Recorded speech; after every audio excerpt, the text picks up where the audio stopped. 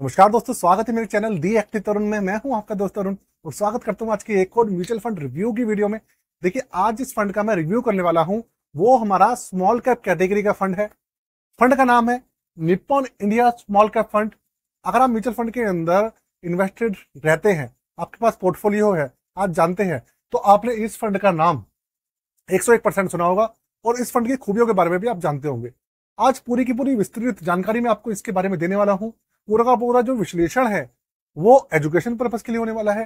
किसी तरीके का रिकमेंडेशन, एडवाइस, सजेशन इस फंड को लेकर बिल्कुल भी नहीं है। और साथ में एक चीज का हमेशा ध्यान रखिएगा, जब भी आप स्टॉक मार्केट में, म्यूचुअल फंड्स में, किसी में भी इन्वेस्ट करते हैं तो भैया इस चीज का ध्यान रखें कि हमेशा रिस्क बना रहता है स्टॉक मार्केट के अंदर, म्यूचुअल फंड्स के अंदर, क्योंकि वो ऊपर नीचे गिरते भी रहते हैं, बढ़ते भी हैं, गिरते भी हैं जब क्रैश आता है, तो है ना। तो ऐसे समय में फिर घबराना नहीं है और जोन से भी फंड्स आपको चुनने हैं बहुत सोच समझ के चुनने हैं। इस चीज का ध्यान रखिएगा हमेशा। तो अगर मैं इस फंड के बारे में आपको थोड़ा सा बताऊं तो देखिए, ये एक 5 स्टार रैंकिंग का फंड है, Nippon India mutual fund house की तरफ से आता है।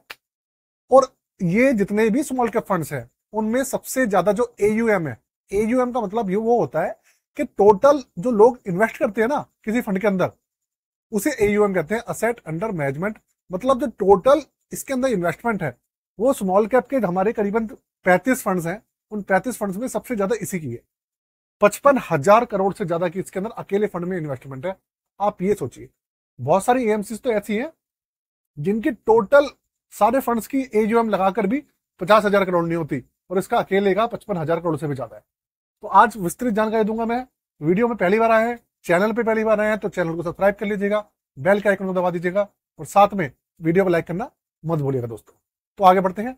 फंड का नाम है Nippon India small cap fund. ये जो मैं आपके साथ में डाटा पेश कर रहा हूँ ये डायरेक्ट प्लान का है। रेगुलर प्लान और जो डायरेक्ट प्लान है दोनों के अंदर से इतना फर्क है कि रेगुलर प्लान जो है उसका जो एक्सपेंसिव रेशियो है वो तकरीबन इस फंड से मतलब 1% के आसपास ज्यादा रहता है। मतलब एग्जैक्ट 1% नहीं, 90 पैसे, 80 पैसे, 1% के आसपास इतना ज्यादा रहता है बस। इसके अलावा और कोई फर्क नहीं होता। रिटर्न वगैरह जो होते हैं बाकी वो कुल मिलाकर लगभग सेम से रहता है। अब आगे बढ़ते हैं। इस फंड का जो एनएवी है वो इस समय चल रहा है 165 रुपए 76 पैसे, तकरीबन 166 रुपए आप राउंड ऑफ में मान सकते हैं। और अगर मैं इसके सीएजीआर की बात करूं, अगर आप सीएजीआर जानना चाहें तो देखिए इसका जो सीएजीआर है वो है 20.44%। अब जो भाई इस मेरी पुरानी वीडियो देख चुके होंगे या किसी और फंड का रिव्यू देखा होगा या आप सेल्फ एनालिसिस भी करते हैं तो आप सोच रहे होंगे यार इसका सीएजीआर तो अभी कुछ समय पहले 29%, 28% हुआ करता था और अब इसका 20.44 कैसे हो गया। तो मैं आपको एक चीज बिल्कुल क्लियर कर दूं, ये जो सीएजीआर है ना ये 10 साल का, मैं आपके साथ में 10 साल का जो सीएजीआर है वो पेश कर रहा हूं। अगर ओवरऑल सीएजीआर बताऊंगा इसका तो 24-25% के आसपास, 24.5 से 25% के आसपास है।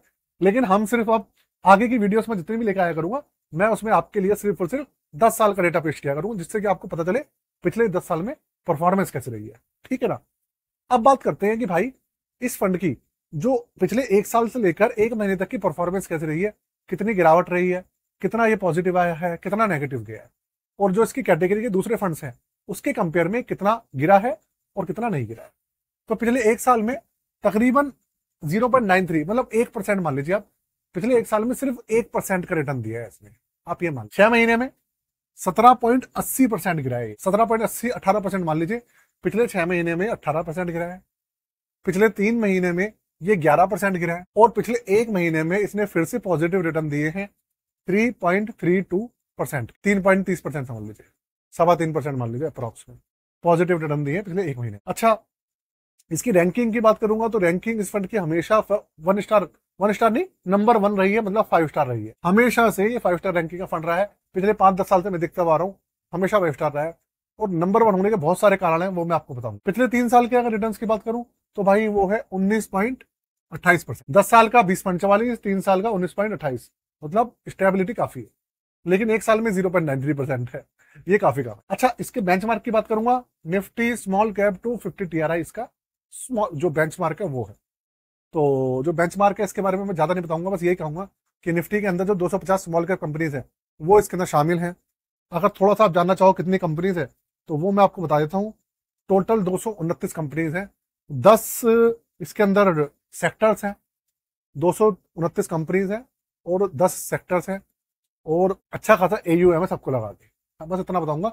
और ज्यादा मैं आपको किसी भी टेक्निकल इंफॉर्मेशन के बारे में कोई जानकारी नहीं देने वाला। एक्सपेंस रेशियो 0.73% है, जो कि कम भी नहीं है ज्यादा भी नहीं है, जस्टिफाई है। 1% इसका एग्जिट लोड है। अगर 365 दिन से पहले कोई निकालता है, एग्जिट करता है, भैया 1% का चार्ज देना पड़ेगा उसे। 1 साल के बाद निकालता है तो 0% रहेगा, किसी तरीके की टेंशन। AUM मैंने आपको स्टार्टिंग में बताया 55,491 करोड़, मतलब 55,500 करोड़ का AUM है और लगातार बढ़ता जाता है।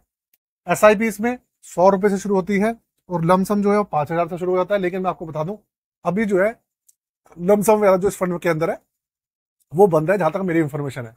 अगर चालू हो तो मुझे कमेंट करके जरूर बताइएगा। अच्छा, आपके लिए मैं ना एक आज का एक मतलब आपके लिए एक टास्क दे रहा हूं आज की। उस टास्क में आपको करना क्या है, आपको ये बताना है कि आपके पास कौन सा स्मॉल कैप कैटेगरी का फंड है, आपके पोर्टफोलियो में कौन सा स्मॉल कैप कैटेगरी का फंड है और उसके जो रिटर्न्स है, मतलब कितने परसेंट वो माइनस में चल रहा है। ठीक है, ये आपको बताना है कि कौन से साल में आपने इन्वेस्ट किया था और वो कितने परसेंट नेगेटिव है या पॉजिटिव है। ये आपकी आज की टास्क है। और ये जितने भी मेरे व्यूअर्स हैं, भले आपने सब्सक्राइब करा है नहीं करा है, ये सबको भाग लेना है और सबको कमेंट बॉक्स के अंदर इस चीज को बताना है, जिससे कि लोगों को पता लगे कि भैया सबका क्या हाल चल रहा है। ऐसा नहीं है कि आपका ही सिर्फ एक पोर्टफोलियो डाउन है या आपका ही फंड डाउन है, भाई सबके ही डाउन है। ठीक है ना। और जो पॉजिटिव वाले होंगे वो तो भैया जरूर बताना, जिससे लोगों को मोटिवेशन मिले। तो दोस्तों, ये इस फंड के बारे में मैंने कंप्लीट इंफॉर्मेशन आपके साथ में शेयर करी है। अब मैं इसके थोड़े से पॉजिटिव पॉइंट बताता हूं, उससे पहले आपको इसकी कमियां बता देता हूं। देखिए, इस फंड की मैं कमी की बात करूं तो भाई कमी निकालना थोड़ा सा मुश्किल है, क्योंकि ये 5 स्टार रैंकिंग का फंड है। क्रिसिल की, वैल्यू रिसर्च की, इसको 5 स्टार की रैंकिंग है, नंबर 1 फंड है। और थोड़ा सा एक्सपेंसिव रेशियो हल्का सा ज्यादा है, बस मेरी यही शिकायत है। अगर हल्का सा ये कम कर लेना, 0.50 या 60 के आसपास कर दे, तो भैया टॉप परफॉर्मेंस रहती है इसकी। दूसरी बात, पॉजिटिव पॉइंट की बात करूंगा, CAGR इसका काफी हाई आता है। अभी जब मार्केट गिरी नहीं थी उससे पहले इसका जो ओवरऑल CAGR था वो करीबन 28 से 29% था, लेकिन अब वो गिर के 24-25% के बीच में है। 10 साल के रिटर्न्स भी काफी अच्छे हैं, 20.44% है, 5 स्टार की रैंकिंग है और AUM काफी अच्छा है। SIP 100 रुपए से शुरू हो जाती है, बहुत अच्छा AMC है। कुल मिला के एक अच्छा पैकेज है। तो देखिए, ये भैया पूरा का पूरा इसकी अच्छाई है। अब मैं आपको एक चीज फिर से बता रहा हूं कि भैया वीडियो को आप रिकमेंडेशन बिल्कुल भी मत लिएगा। पूरी की पूरी वीडियो जो है एजुकेशन पर्पस के लिए भाइयों, इस चीज का ध्यान रखिएगा। ठीक है ना। और कोई भी कमेंट के अंदर टेक्निकल क्वेश्चन मत पूछेगा, क्योंकि यूट्यूब की गाइडलाइंस की वजह से हम लोग, अब आपको पता ही है, जो सेबी की यूट्यूब की भैया काफी ज्यादा प्रॉब्लम चल रही है। तो इसलिए कुछ भी आप ऐसी चीज पूछेगा, अपना पोर्टफोलियो लिख दे, कभी कुछ आप फंड के बारे में पूछने लग जाए, अच्छा है बुरा है, हम उस बारे में कुछ नहीं बता सकते। ठीक है ना। तो जनरल क्वेश्चन कर सकते हैं, मैं उसका आंसर आपको जरूर दूंगा। दोस्तों, आज के लिए इतना ही। जय हिंद, वंदे मातरम।